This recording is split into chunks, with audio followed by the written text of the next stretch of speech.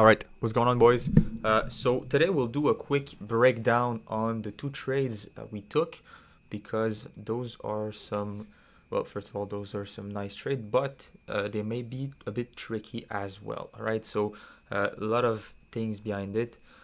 So I'm gonna try my best to tell you all about my thinking behind those trades. So this is the 5 minute time frame, as you can see. This is what I had traced this morning, but I was looking at it on the 15 minutes. But the entries are on the 5, so let's stay on the 5. So this morning when I woke up, the thing I was looking at was that, right? So that structure right after the news, we had a positive news for USD, if I'm not mistaken. So a lot of odds are that gold would go down. So then my bias was short. We were on a big 4-hour Fib 88, which is that line right there. So the fact that we were in the 100% zone and the Fib 88, and price was not able to make a new all-time high from those three big rejections right there, made me think that odds that the 88 would work was very likely. All right, so what I was waiting for was a break of that zone right here, so those two wicks, right? And then simply a retest. All right, so we've had the break right here, and then you have some kind of structure with those three candles. All right, we'll go like this. So we've had these little candles right there. Wait, so we've had this. All right, so we managed to break that, and then we are kind of retesting it. And then once we retested that level, so the 88, which was that line right there, so here, and we rejected it, I entered a bit fast, a bit of FOMO right there. But when price is near ATH, odds are that it will drop quick if it drops. So I wanted to be a bit quicker on that. I was risking about, I think it was 20 pips, so not a lot. And then pretty easy.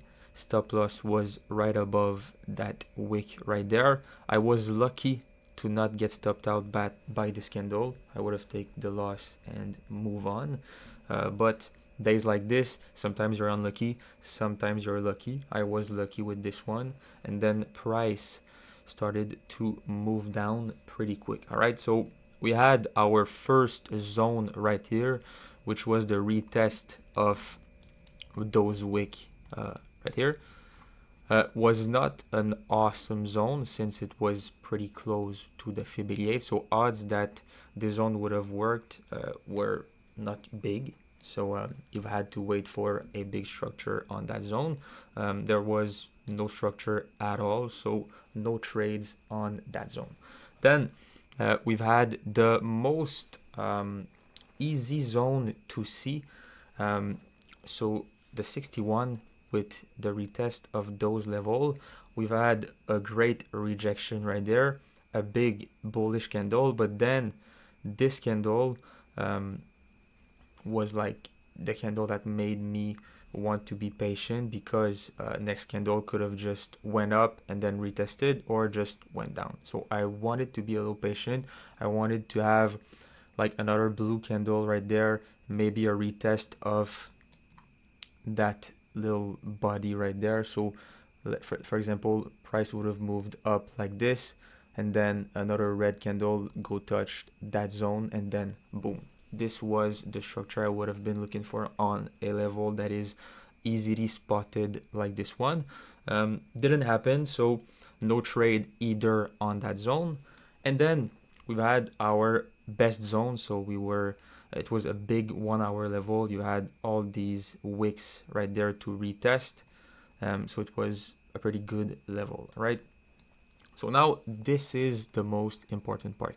You had the first reaction on the level right here.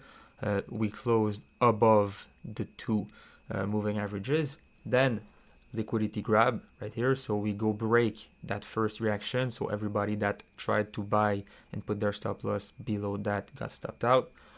Everybody that tried to put their stop behind those wicks also got stopped out. And then price also closed once again above the moving average. So there's a lot of bullishness right there. A lot of buyers are entering the market.